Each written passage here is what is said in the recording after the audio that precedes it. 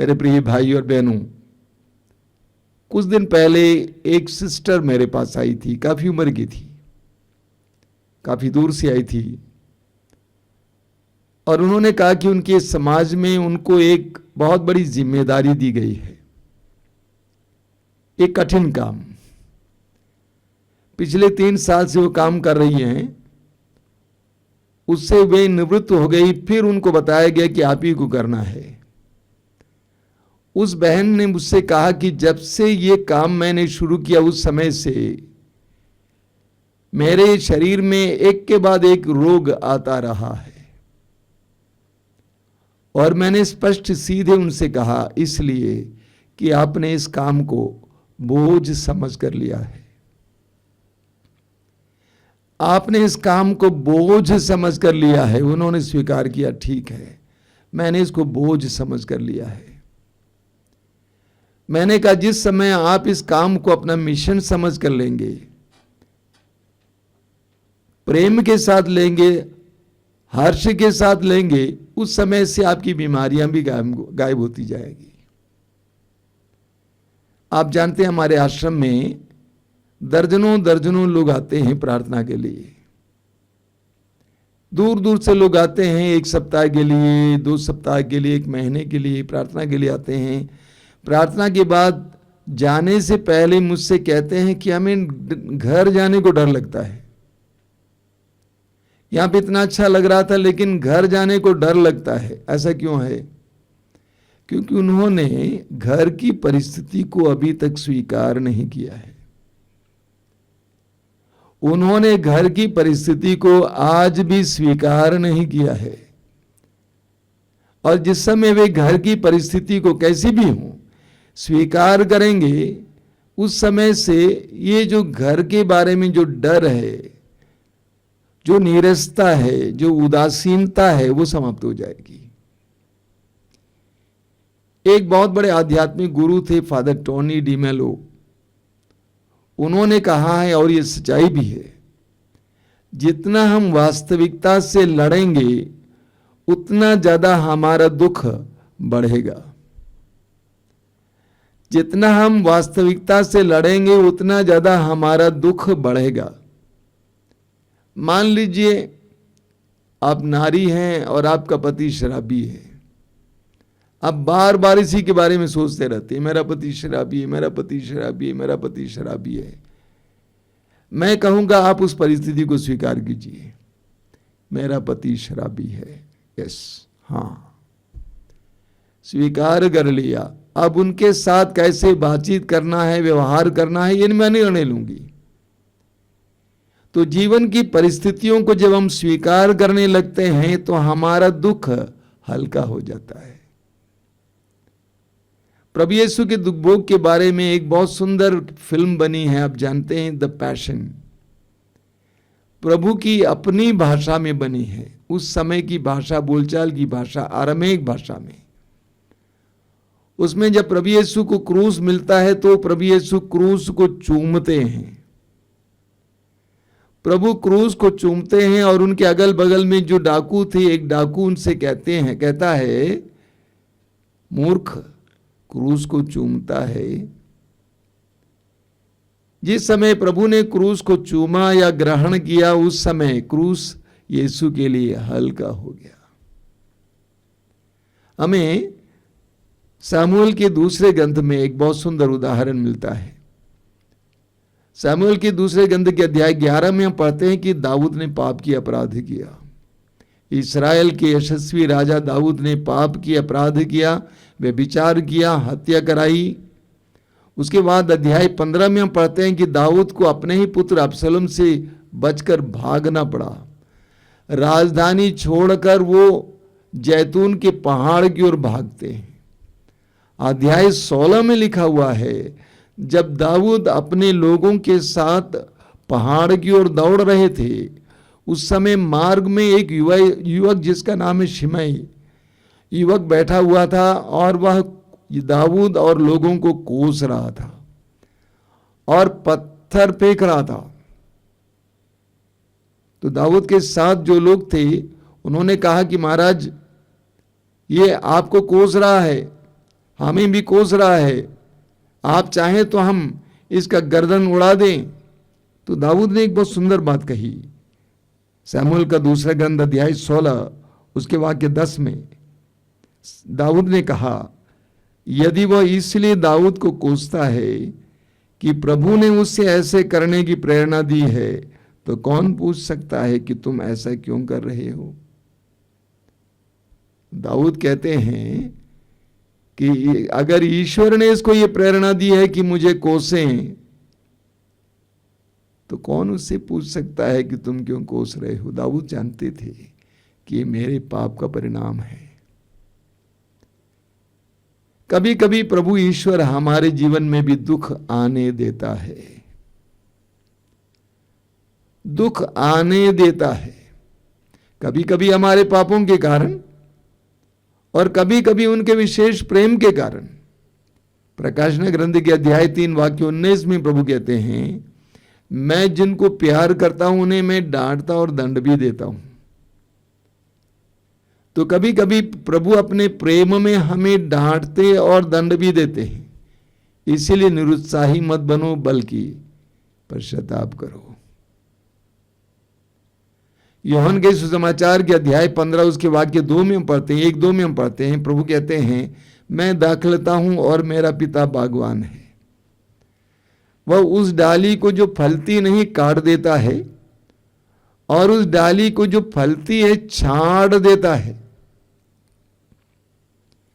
जो डाली फलने वाली है पिता छांट देता है, और छटाई की प्रक्रिया बहुत दर्दनाक होती है, दुखदाई होती है। प्रभु कहते हैं जो अच्छा फल देने वाली डालियां हैं उसको पिता छांटते हैं। हमें इस्यास नबी ग्रंथ के अध्याय 48 वाक्य 10 में पढ़ने को मिलता है। प्रभु कहते हैं, मैंने तुम्हें विपत्ति की भट्टी में परिष्कृत किया है। मैंने तुम्हें विपत्ति की भट्टी में परिष्कृत किया है। कभी कभी हमें परिष्कृत करने के लिए प्रभु हमें विपत्ति से गुजरने देते हैं। कभी कभी हमारे जरिए अच्छा फल उत्पन्न करने के लिए प्रभु हमें छाड़ देते हैं। कभी कभी हमें अपने प्रेम का एहसास कराने के लिए और हमें शुद्ध करने के लिए, हमें अनुशासित करने के लिए प्रभु कभी कभी हमें दंड भी देते हैं। एक सच्चाई है। संत पौलुस कोरिन्थियों की दूसरे पत्र के अध्याय 12 में अपने दुख के बारे में बताते हैं। बहुत सुंदर बात है। संत पौलुस कहते हैं कि उनके जीवन में एक कांटा था। वचन में लिखा हुआ वाक्य 7 से 10 तक बहुत सुंदर वचन है। पौलुस कहते हैं, मुझ पर बहुत सी असाधारण बातों का रहस्य प्रकट किया गया है। ईश्वर ने मुझ पर बहुत सी असाधारण बातों का रहस्य प्रकट किया है। मैं इस पर घमंड ना करूं, इसलिए मेरे शरीर में एक कांटा चुभा दिया गया है। पौलुस कहते हैं कि इसलिए कि मैं घमंड ना करूं, ईश्वर ने, प्रभु ने मेरे शरीर में एक कांटे को चुभा दिया है, रखा है। मुझे शैतान का दूत मिला है ताकि वह मुझे घूंसे मारते रहे और मैं घमंड ना करूं। मैंने 3 बार प्रभु से निवेदन किया कि यह मुझसे दूर हो, किंतु प्रभु ने कहा, मेरी कृपा तुम्हारे लिए पर्याप्त है, क्योंकि तुम्हारी दुर्बलता में मेरा सामर्थ्य पूर्ण रूप से प्रकट होता है। तो पौलुस के जीवन में कोई कांटा था जो उसको चुभता था, तंग करता था, जो उसके लिए पीड़ा का कारण था। पौलुस ने बार बार प्रभु से कहा कि प्रभु इस कांटे को निकालिए, मैं तेरा काम अच्छी तरह करना चाहता हूं, इस कांटे को निकालिए। तो प्रभु ने कांटे को निकाला नहीं। हालांकि प्रभु उस कांटे को आराम से निकाल सकते थे। उसी पौलुस की प्रार्थना के द्वारा इतने सारे लोगों को चंगाई मिली, मरे हुए लोग जिंदा हुए। प्रभु पौलुस के कांटे को निकाल सकते थे, लेकिन प्रभु ने निकाला नहीं, बल्कि प्रभु ने कहा, मेरी कृपा तुम्हारे लिए पर्याप्त है। मेरी कृपा तुम्हारे लिए पर्याप्त है, क्योंकि तुम्हारी दुर्बलताओं में मेरी कृपा प्रकट होती है। मेरा सामर्थ्य पूर्ण रूप से प्रकट होता है। तुम्हारी दुर्बलताओं में मेरा सामर्थ्य पूर्ण रूप से प्रकट होता है। कभी कभी हमारे जीवन में भी प्रभु कुछ कांटे रहने देते हैं। वो हो सकता है हमारा शारीरिक रोग हो, दवा करते करते थक गए, वो रोग रह गया। वो हो सकता है हमारी कोई दुर्बलता हो, शारीरिक या मानसिक दुर्बलता हो, उससे लड़ लड़ कर थक गए होंगे। वो हो सकता है कि आपका शराबी पति हो, शराबी बेटा हो, परिवार का कोई सदस्य हो। वो हो सकता है कि आपकी पत्नी हो जिससे आप थक गए हैं। वो हो सकता है कि आपका बेटा हो, आपकी बेटी हो। प्रभु कभी कभी हमारे जीवन में ऐसे कांटों को रहने देते हैं। विशेष करके जो प्रभु के लिए काम करते हैं उनको ये कान खोलकर सुनना चाहिए। आपके जीवन में कोई ना कोई कांटा होगा। वो क्या है आप जानिए। प्रभु ने पौलुस से क्या कहा? मेरी कृपा तुम्हारे लिए पर्याप्त है। मेरी कृपा तुम्हारे लिए पर्याप्त है, क्योंकि तुम्हारी दुर्बलताओं में मेरा सामर्थ्य पूर्ण रूप से प्रकट होता है।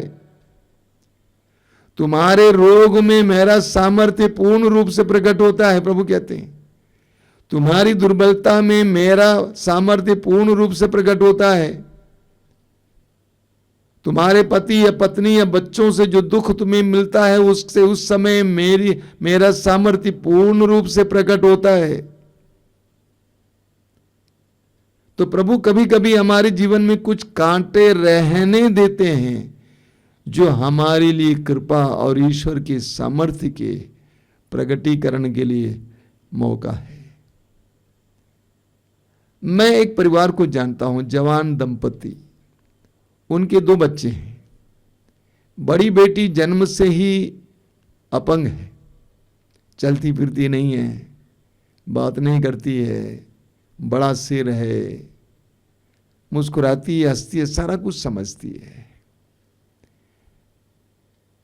दूसरी बेटी बिल्कुल अच्छी है, ठीक है, कोई समस्या नहीं है। वो दंपति उस बड़ी बेटी को इतना प्यार देते हैं और उन्होंने मुझसे कहा कि स्वामी जी आप जानते हैं ये हमारे लिए प्रभु की ओर से एक बहुत बड़ा उपहार है, क्योंकि हम जानते हैं कि जब हम इसकी सेवा करते हैं प्रभु की कृपा हमें प्राप्त होती है। कभी कभी हमारे जीवन में, हमारे परिवार में प्रभु ऐसे अनुभव होने देते हैं ताकि उन दुखों के जरिए हम प्रभु की कृपा को प्राप्त करें, प्रभु का सामर्थ्य अनुभव कर सकें। संत पौलुस को सुनिए, कुरिन्थियों की दूसरे पत्र के अध्याय 6 में पौलुस क्या कहते हैं। उसके वाक्य 9 और 10 में पौलुस कहते हैं हम नगण्य हैं किंतु सब लोग हमें जानते हैं। हम मरने को हैं किंतु हम जीवित हैं। हम मार खाते हैं किंतु हमारा वध नहीं होता। हम दुखी हैं फिर भी हम हर समय आनंदित हैं। हम दरिद्र हैं फिर भी हम बहुतों को संपन्न बनाते हैं। हमारे पास कुछ नहीं है फिर भी सब कुछ हमारा है। दुखपूर्ण अनुभव से गुजर रहे हैं संत पौलुस, इसके बावजूद पौलुस कहते हैं कि हम आनंदित हैं। कुछ ना रखते हुए भी संपन्न है, मार खाते हुए भी खुशी है, आनंदित है। यह एक सच्चे विश्वासी की पहचान है। प्रवक्ता ग्रंथ के अध्याय 2 में आपने बार बार सुना है, प्रवक्ता ग्रंथ अध्याय 2 में प्रभु क्या कहते हैं, उसके वाक्य 1 से 4 तक, यदि तुम प्रभु की सेवा करना चाहते हो तो विपत्ति का सामना करने को तैयार हो जाओ। प्रभु कहते हैं तुम्हारा हृदय निष्कपट हो, तुम दृढ़ संकल्प बने रहो, विपत्ति के समय तुम्हारा जी नहीं घबराएं, ईश्वर से लिपटे रहो, उसे मत त्यागो, जिससे अंत में तुम्हारा कल्याण हो। जो कुछ तुम पर बीतेगा उसे स्वीकार करो तथा दुख और विपत्ति में धीर बने रहो। जो कुछ तुम पर बीतेगा उसको स्वीकार करो, उससे लड़ो मत और धीर बने रहो, अंत में तुम्हारा कल्याण होगा। मेरे प्रिय भाई और बहनों, पौलुस के इस वचन को हमें भूलना नहीं चाहिए। रोमी अध्याय 8 वाक्य 28, उसका अंग्रेजी अनुवाद है, everything works unto good for those who love God. यानी जो ईश्वर से प्रेम करते हैं उनके लिए सब कुछ भलाई में परिणत होता है। जो प्रभु से प्रेम करते हैं उनके लिए सब कुछ भलाई में परिणत होता है। आइए हम प्रार्थना करें, आंखें बंद कीजिए, अपने जीवन के छोटे मोटे दुखों को प्रभु के हाथ में समर्पित कीजिए। हो सकता है आपके जीवन में कई ऐसे कांटे हैं जिसके कारण आप बहुत ज्यादा दुखी और पीड़ित हैं वर्षों से। उन कांटों को प्रभु के हाथों से समय ग्रहण कीजिए। यह विश्वास कीजिए, प्रभु के इस वचन पर विश्वास कीजिए। प्रभु ने कहा, तुम्हारी दुर्बलता में मेरा सामर्थ्य पूर्ण रूप से प्रकट होता है। तुम्हारी दुर्बलता में मेरा सामर्थ्य पूर्ण रूप से प्रकट होता है। मेरी कृपा तुम्हारे लिए पर्याप्त है। धन्यवाद प्रभु, तेरी स्तुति, तेरी आराधना, तेरी महिमा। हम तुझसे प्रार्थना करते हैं, जीवन के छोटे मोटे दुख जो तूने हमारे जीवन में रहने दिया, होने दिया है, उन दुखों को खुशी से ग्रहण करने के लिए हमें कृपा दीजिए। कृपा का माध्यम समझने के लिए हमें कृपा दीजिए। तेरे सामर्थ्य को अनुभव करने के लिए एक माध्यम समझकर ग्रहण करने के लिए कृपा दीजिए। हे प्रभु, जीवन में जब कांटे आते हैं हम ना घबराएं, हम ना घबराएं। धन्यवाद यीशु, तेरी स्तुति, तेरी आराधना, तेरी महिमा।